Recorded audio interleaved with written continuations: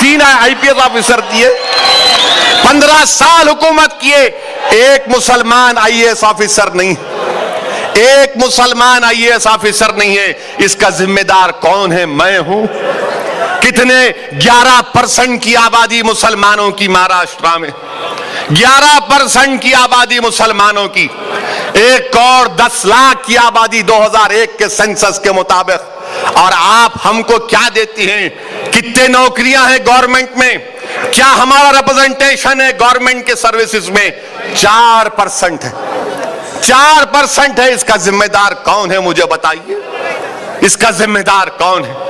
हमारे मुस्लिम बच्चे और बच्चियां कितने ग्रेजुएट बनते? मैं ये बात इसलिए कह रहा हूं कि नौजवानों, इसको अपने जहन नशीन कर लो। जो लोग मुझे गाली देते हैं, 2 बको मुझे एतराज नहीं है। अगर तुम्हारी रोटी सेकी जाती है मुझे गाली देकर तो बहुत अच्छा है, चलो मैं तुम्हारे कुछ काम तो आ गया। अगर कोई मेरे यहां पर आने पर नाखुश है और ऐलान करता है कि नहीं आना चाहिए, अच्छा है। हमारे उर्दू में कहावत है कि नए फकीर को भीख की जल्दी। ठीक है, तुमको मेरे नाम से भीख मिलती है तो ले लो, मगर मेरे सवाल का जवाब दो, हमको रिजर्वेशन क्यों नहीं मिल सकता? 2.1% मुस्लिम बच्चे ग्रेजुएट होते हैं, 1.1 हमारे मुस्लिम बच्चियां ग्रेजुएट होती हैं। कितने पोस्ट ग्रेजुएट होते हैं? कितने पोस्ट ग्रेजुएट होते हैं? 0.1%। इसका कौन जिम्मेदार है?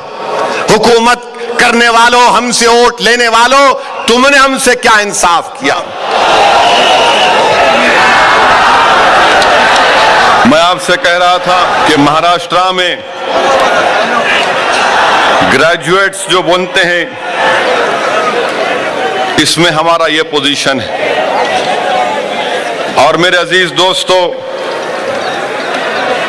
ये जो 2.2% ग्रेजुएट होते हैं मुसलमानों में, इसमें 0.5% साइंस में, इंजीनियरिंग और टेक्नोलॉजी में, और 0.1% पोस्ट ग्रेजुएट में।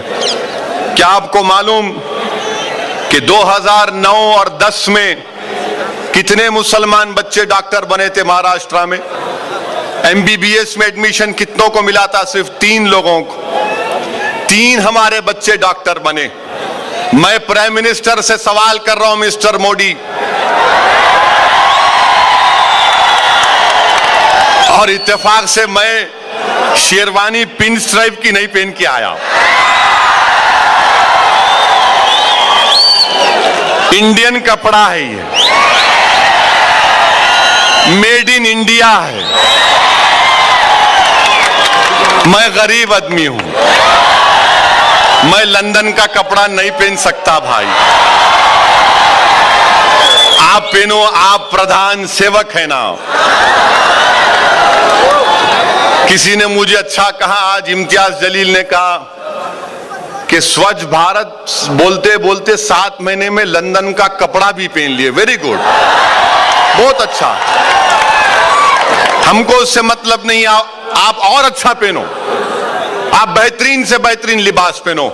मगर मिस्टर प्राइम मिनिस्टर, हिंदुस्तान के 14% आबादी, मिस्टर प्राइम मिनिस्टर, महाराष्ट्र के 1,10,00,000 मुसलमानों की आंखों में आंसू है। मिस्टर प्राइम मिनिस्टर, हमारे जिस्मों पर अगर जो कपड़ा है, हम कपड़े पहनते हैं ईद और ईद के दिन, हम अपने साल में 2 या 3 जोड़े कपड़े सिला सकते हैं। मिस्टर प्राइम मिनिस्टर, आज जो गरीब मुसलमानों की तरफ से मैं हिंदुस्तान के वजीर आजम से सवाल कर रहा हूं, क्या आप हमारे जिस्म पर कपड़ा देखना चाहेंगे, नहीं देखना चाहेंगे?